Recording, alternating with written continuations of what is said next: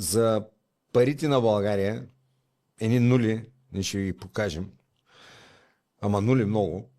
не мога ги сметна, които са в чужди сметки, които не са в България, които ние можем дори да си ги върнем. И се оказва, сега кое е вярно, аз не разбирам, сега ще ни го обяснят на мен и на вас, че България може би е една от най-богатите държави, като ако са верни тези цифри, защото аз казах на госта си, че каже, че на мен малко ми звучи като фантастика тези неща, но той доста убедително ми ги обяснява нещата. Искам да ни обясни и на нас, и на вас.